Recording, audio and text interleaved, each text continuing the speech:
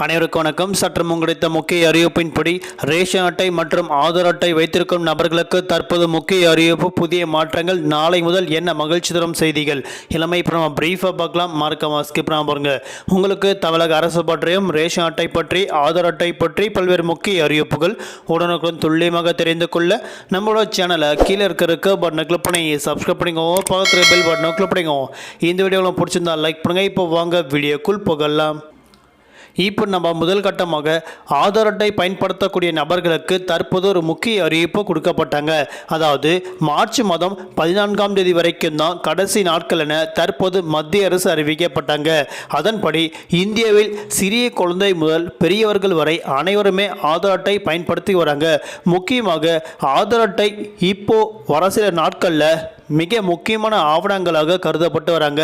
அதன் அடிப்படையில் நீங்கள் உங்களோட ஆதார் கார்டில் கைரேகை பதிவு பண்ண பிறகு 10 ஆண்டுகள் கழித்து விட்டால் நீங்கள் கண்டிப்பாக உங்களோட கைரேகையும் கண் கருவிலையும் மீண்டும் புதுப்பிக்க வேண்டும் என தற்போது மத்திய அரசின் மூலமாக அறிவிக்கப்பட்டாங்க. அதன்படி நீங்கள் உங்களோட கைரேகையும் உங்களோட கண் கருவிலையும் மீண்டும் புதுப்பிக்க வேண்டும். அப்படி புதுப்பிப்பதற்கான கால அவகாசம் இலவசமாக கொடுக்கப்பட்டிருக்காங்க. அதாவது நீங்கள் இதை புதுப்பிக்கணும் அப்படின்னா மார்ச் மாதம் 14ஆம் தேதிக்குள்ள கண்டிப்பாக புதுப்பித்து விடுங்கள். அப்படி மார்ச் மாதம் 14ஆம் தேதிக்குள்ள நீங்கள் புதுப்பிக்கவில்லை என்றால் அதுக்கப்புறம் வரக்கூடிய நாட்களில் நீங்கள் கட்டணம் செலுத்தி புதுப்பிக்க வேண்டும் என தற்போது அறிவிக்கப்பட்டாங்க.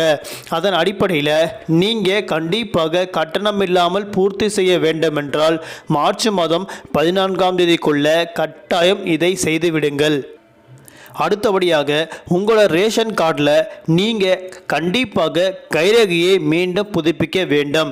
அதாவது உங்களோட ரேஷன் கார்டில் அண்ணன், தம்பி, அப்பா, அம்மா அப்படின்னு 4 பேர் 5 பேர் இருந்தாலும் அவர்கள் அனைவருமே ரேஷன் கடைகளில் சென்று அவங்களோட கைரேகையை மீண்டும் புதுப்பிக்க வேண்டும் என தற்போது தமிழக அரசு அறிவிக்கப்பட்டுள்ளது.